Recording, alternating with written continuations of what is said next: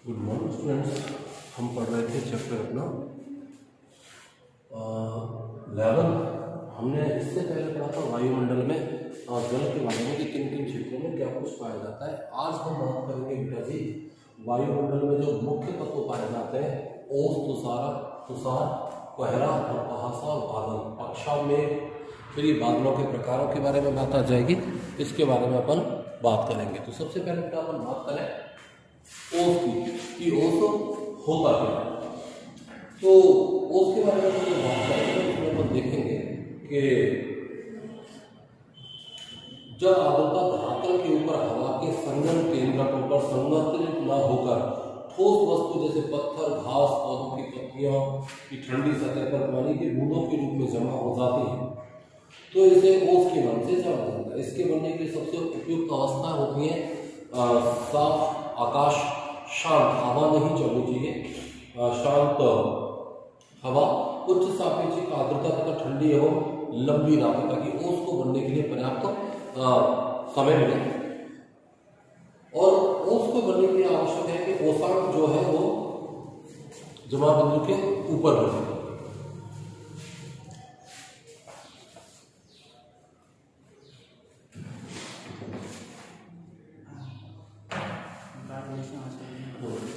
तो फिर अपन बात करें कि तुषार की। तो तुषार होता क्या है? तुषार सही मायने में कहा जाता है बालिक।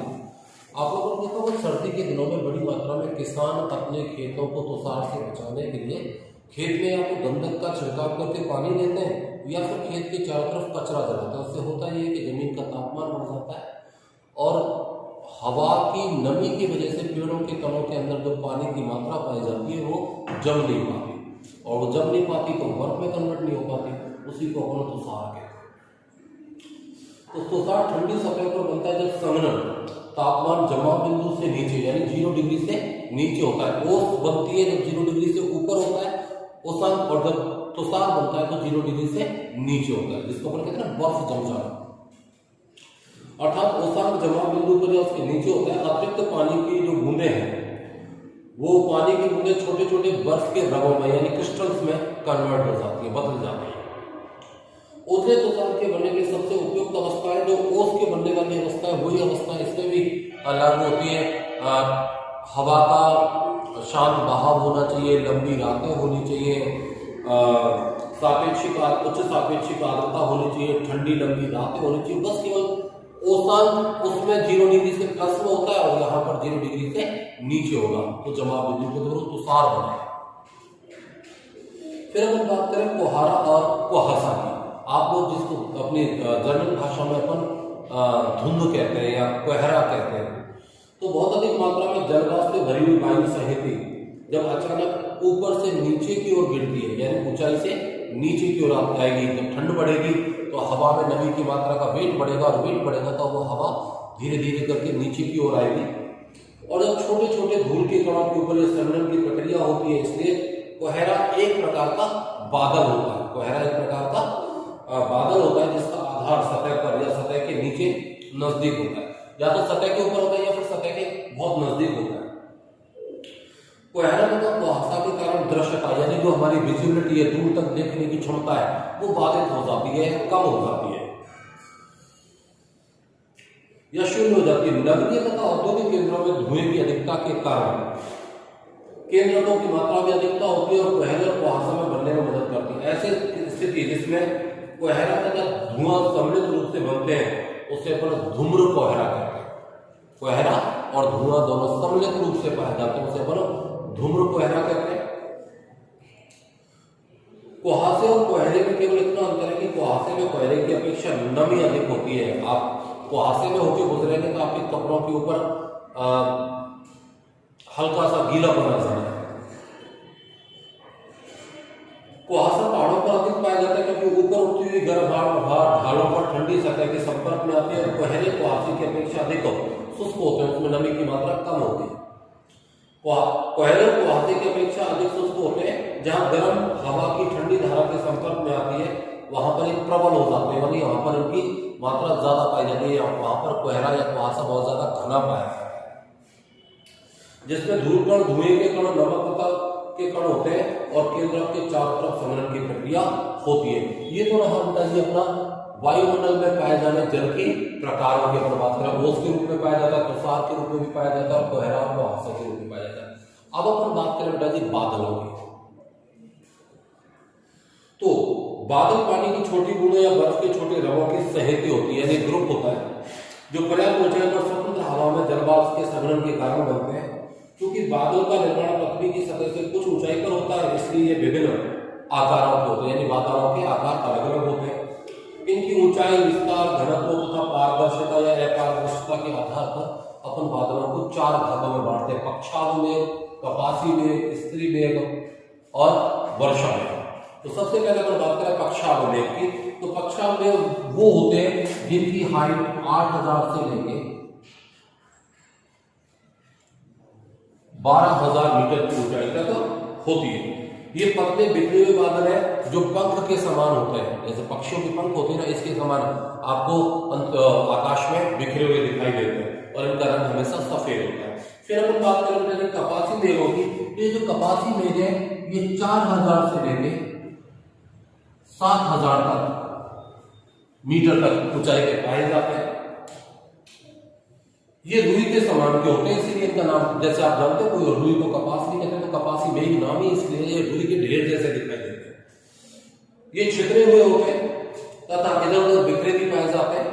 ये इनका जो बेस होता है, यानी जो अपन उनको ऐसे कह सकते हैं, इस तरीके से होते हैं। इनका जो बेस होता है ना, ये फ्लैट होता है। ये बेस जो है, ये बेस इनका फ्लैट होता है, चपटा होता है। फिर अपन बात करें बेटा जी स्त्री मेघ की। स्त्री फीमेल वाला स्तर जिसमें लेयर पाए जाए वो स्त्री, जैसा कि नाम से प्रतीत होता है, परतदार बादल होते हैं जो कि आकाश में बहुत बड़े भाग में फैले रहते हैं। ये बादल सामान्यतः या तो ऊष्मा के ह्रास या अलग अलग तापमान के कारण आपस में मिश्रित होने से बनते हैं। अब अपन बात करें बेटा जी नेक्स्ट वाला वर्षा मेघ की। तो वर्षा मेघ काले या गहरे स्लेटी रंग के होते हैं। ये मध्य स्तरों पर पृथ्वी की सतह से काफी नजदीक होते हैं। ये सूर्य की किरणों के लिए बहुत ही अपारदर्शी होते हैं। जब कभी भी बारिश के बादल छाते हैं, अपने देखा ना अंधेरा हो जाता है, तो उसका कारण ये है कि इनमें से सूरज के प्रकाश पार नहीं हो पाता। कभी कभी बादल बहुत इतनी कम ऊंचाई पर होते हैं कि ये सतह को छूते हुए प्रतीत होते हैं। वर्षा में मोटे जलवाष्प की आकृति विहीन सहित होती है। मूल रूप से बादल मिलकर बनते हैं, जैसे ऊंचे बादल जिनमें पक्षाव, स्त्री, कपासी, मध्य ऊंचाई के जो बादल होते हैं, स्त्री मध्य और कपासी मध्य बादल होते हैं। कम ऊंचाई वाले बादल स्त्री कपासी बादल तथा वर्षा मेघ और कपासी वर्षा मेघ। अब अपन बात करें बेटा जी वर्षण या वर्षा एक ही बात है। अब अपन बात करेंगे वर्षण। तो स्वतंत्र हवा में लगातार संघनन की प्रक्रिया संघनित कणों के आकार को बढ़ाना शुरू करती है। जैसे देखिए मैंने आपको बताया कि धूल के कणों के ऊपर जो जल वाष्प है वो इकट्ठा होती है। धूल के कणों के ऊपर जब जल वाष्प इकट्ठा होना शुरू होती है, धीरे धीरे करके इसका आकार बढ़ने लगता है। तो हवा उस वजन को अपने साथ संभाल कर नहीं रख पाती और वो नीचे की ओर गिरता है, जिससे तुम वर्षा है। तो जब हवा का प्रतिरोध गुरुत्वाकर्षण बल के विरुद्ध उसको रोकने में असफल हो जाता है, तब ये पृथ्वी की सतह पर गिरते, इसलिए जलवाष्प के संघनन के बाद नमी के मुक्त होने की अवस्था को वर्षण कहते हैं। यह द्रव्य ठोस अवस्था में हो सकती है अगर पानी की बूंदों के रूप में, तो ये द्रव अवस्था में है। और अगर तुषार यानी बर्फ के हिमतूल पड़ रहे हैं, जैसे अपने स्नोफॉल कहते हैं, तो वो ठोस अवस्था में है। जब तापमान 0 डिग्री सेंटीग्रेड से कम हो जाता है तो वर्षण हिमतूलों के रूप में होता है, जिसे हिमपात कहते हैं। नमी शॉर्टकट और हवा के रूप में निर्मित होती है। ये हिमतूलों का निर्माण करती है। वर्षा तथा हिमपात के अतिरिक्त वर्षण के दूसरे प्रकार सहिमवृष्टि और ककरापात भी है। ककरापात कहते हैं जी ओला जो पड़ते हैं ना, ओले जो पड़ते हैं उन्हें हम ककरापात कहते हैं। यद्यपि ककरापात काफी सीमित मात्रा में होता है, समय और क्षेत्र की दृष्टि से ये कभी कभार होता है। सहिमवृष्टि जमी हुई बर्फ की बूंदें या पिघली हुई बर्फ की पानी की जमी हुई बूंदें होती हैं। जमाव बिंदु के तापमान के साथ जब वायु की एक परत के नजदीक आगे जमी हुई बर्फ पर गिरती है तो सहिमवृष्टि होती है। वर्षा की बूंदें जो गर्म हवा से निकलते हैं तथा नीचे की ओर ठंडी हवा से मिलती है, तो इसके परिणामस्वरूप वे ठोस हो जाती है और सतह पर वर्षा की बूंदों के छोटे छोटे आकार में बर्फ के टुकड़ों के रूप में ये गिरती है। कभी कभार वर्षा की बूंदे बादल से मुक्त होने के बाद में छोटे छोटे गोलाकार ठोस टुकड़ों में परिवर्तित हो जाती है और पृथ्वी पर पहुंचती है, जिसे अपन ओला पत्थर या ककरापात कहते हैं। ये वर्षा जल से बनती है जो कि ठंडी परतों से होकर गुजरती है। ओला पत्थर एक के ऊपर एक बर्फ की संकीर्णी परत। अगर आप ओले को किसी चीज से तोड़ के देखेंगे तो आप में उसको प्याज की परतें जैसे दिखाई देंगी, लेयर्स पाई जाती है, ऐसे लेयर्स पाई जाती है। अगर आप इसको तोड़ के देखें तो ये ऐसी लेयर पाई जाएगी, इसमें ऐसी लेयर्स होती है। अगर अपन उसको तोड़ के देखें तो इस तरीके से उसमें लेयर्स पाई जाती है। अब अपन बात करेंगे बेटा जी वर्षा के प्रकार की। तो उत्पत्ति के आधार पर वर्षा मुख्य रूप से 3 भागों में बांट सकते हैं। सबसे पहले अपन बात करें संवहनीय वर्षा। गर्म हवा हो जाने पर हल्की होकर संवहनीय धाराओं के रूप में ऊपर उठती है। वायुमंडल की ऊपरी परत पर पहुंचने के बाद ये फैलती है और तापमान कम होने से ठंडी हो जाती है। इसको आप ऐसे मान लीजिए, ये धरातल है, यहां से हवा ऊपर उठी और ऊपर उठी। जब ये ऊपर उठती है तो ऊपर जाके फैल जाती है।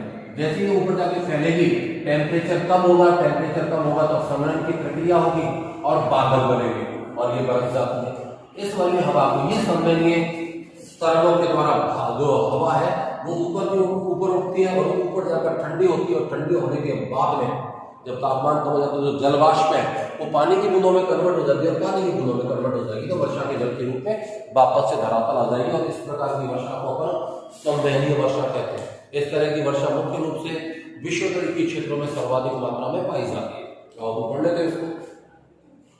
हवा गर्म हो जाने पर हल्की होकर संवहनीय धाराओं के रूप में ऊपर उठती है। वायुमंडल की ऊपरी परत में पहुंचने के बाद में ये फैलती है और तापमान कम होने से ठंडी होती है। परिणामस्वरूप संघनन की क्रिया होती है तथा कपासी मेघों का निर्माण होता है। गरज तथा बिजली कड़कने के साथ मूसलाधार बारिश होती है, लेकिन ये बहुत लंबे समय तक नहीं रहती। इस प्रकार की वर्षा गर्मियों में या दिन के समय में प्राय होती है। विश्व क्षेत्रों में खासकर उत्तरी गोलार्ध या महाद्वीपों के भीतरी भागों में होती है। अपने आप ही गर्मियों के दिनों में जब आंधी के समय थोड़ी सी तेजी से बारिश होती है वो एक प्रकार की संवहनीय प्रकार की बारिश है। दूसरी बारिश जिसको अपन कहेंगे बेटा जी पर्वतीय बारिश, इसके बारे में अपन बात करें तो पर्वतीय बारिश में क्या है। ये पर्वतीय बारिश मान लीजिए ये कोई समुद्र है और ये इसके साथ में कोई पर्वतीय क्षेत्र है। समुद्र से जब हवाएं यहां आती है, यहां आकर ये हवाएं इनमें भाप होती है बड़ी मात्रा में।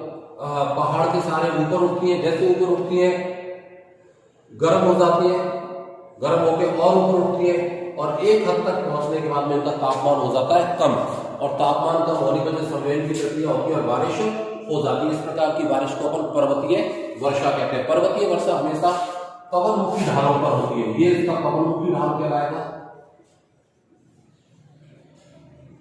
जब ये हवाएं बारिश होने के बाद में और हल्की हो जाती है तो ऊपर उठती है और ऊपर उठने के बाद में ये ठंडी हो जाती है और ठंडी होने की वजह से बेटा ये नीचे उतर जाती है पर्वत के दूसरे भाग में। यहां पर बारिश नहीं होती इसलिए इसे वृष्टि छाया क्षेत्र कहते हैं। वृष्टि छाया क्षेत्र कहते हैं। ऐसा आप भारत के पश्चिमी घाट और पूर्वी घाट पर देख सकते हैं। जब संतृप्त वायु की सहित पर्वतीय ढाल पर आती है तथा ऊपर उठने के लिए बाध्य हो जाती है, जैसे ही ये हवा ऊपर की ओर उठती है फैलती है, तापमान गिर जाता है और आर्द्रता जो इसमें भाप होती है वो संघनित हो जाती है। इस प्रकार की वर्षा का मुख्य गुण है कि पवनमुखी ढाल पर सबसे अधिक वर्षा होती है। इस भाग में वर्षा होने पर यह हवाएं दूसरे ढाल पर पहुंचती है और नीचे की ओर उतरती है तथा तापमान बढ़ जाता है तथा उनकी आर्द्रता धारण करने की क्षमता भी बढ़ जाती है और इस प्रकार प्रति पवन ढाल पर यानी पवन विमुखी ढाल पर वर्षा विहीन कह जाती है। प्रति पवन भाग में स्थित क्षेत्र जिसमें कम वर्षा होती है, इसको कराना है मेरे वाले बच्चों को कराना है, इसको कराना है और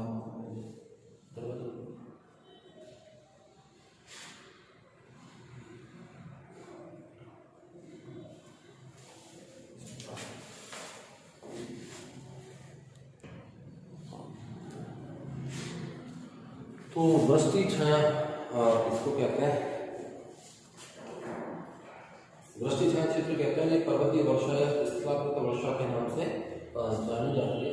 फिर अपन बात करेंगे चक्रवाती वर्षा या फ्रंटल वर्षा। इसके बारे में अपने चैप्टर 10 में पढ़ा है।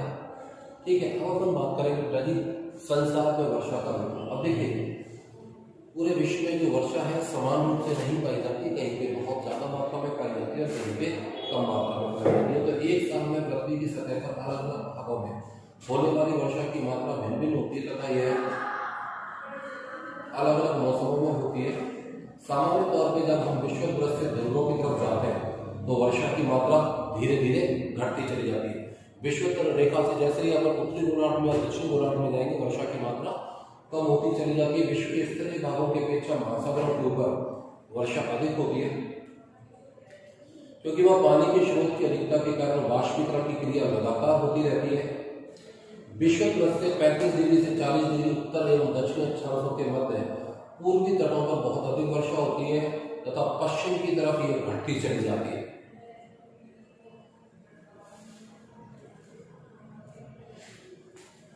लेकिन विषुवत से 45 से 65 डिग्री उत्तर के बीच पछुआ कोणों के कारण सबसे पहले महाद्वीपों के पश्चिमी किनारों पर वर्षा होती है और पूर्व की तरफ से घटती है। जहां भी पहाड़ों के तट समांतर है वर्षा की मात्रा पवन विमुखी तटीय मैदानों में अधिक होती है। यह एक प्रतिपवन दिशा की तरफ घटती है। वर्षण की कुल मात्रा के आधार पर विश्व को मुख्य वर्षण प्रवृत्ति के निम्नलिखित रूपों में पहचाना जाता है। विषुवत पट्टी शीतोष्ण प्रदेशों में पश्चिमी तटीय किनारों के पास पर्वतों के पास वायु का ढाल गर्म तथा मानसून वाले क्षेत्रों के तटीय भागों में वर्षा बहुत अधिक होती है जो प्रतिवर्ष 200 सेंटीमीटर से ऊपर होती है। महाद्वीपों के आंतरिक भाग में प्रतिवर्ष 100 से 200 सेंटीमीटर वर्षा होती है। महाद्वीपों के तटीय क्षेत्रों में वर्षा की मात्रा मध्यम होती है। उष्णकटिबंधीय क्षेत्रों में केंद्रीय भाग तथा शीतोष्ण क्षेत्रों के पूर्वी भीतरी भागों में वर्षा की मात्रा 50 से 100 सेंटीमीटर के प्रतिवर्ष तक होती है। महाद्वीपों के भीतरी भाग में वृष्टि छाया क्षेत्र जो भी अपन ने बताया था में पड़ने वाले भाग ऊंचे अक्षांशों वाले क्षेत्रों में प्रतिवर्ष 50 से सेंटीमीटर से भी कम वर्षा होती है और वर्षा का मौसमी वितरण की प्रभावता को समझने में महत्वपूर्ण पहलू है। ये था अपना चैप्टर नंबर 11 जो आज कंप्लीट हुआ है। अपन नेक्स्ट वीडियो में आगे वाली क्लास चैप्टर के बारे में बात करेंगे।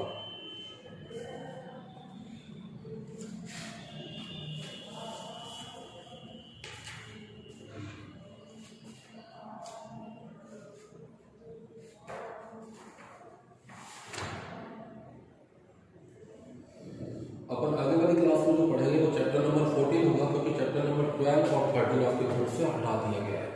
चैप्टर नंबर 12 और 13 आपके कोर्स से हटा दिया गया है। अब अपन नेक्स्ट क्लास में जो चैप्टर पढ़ेंगे वो चैप्टर नंबर 14 होगा।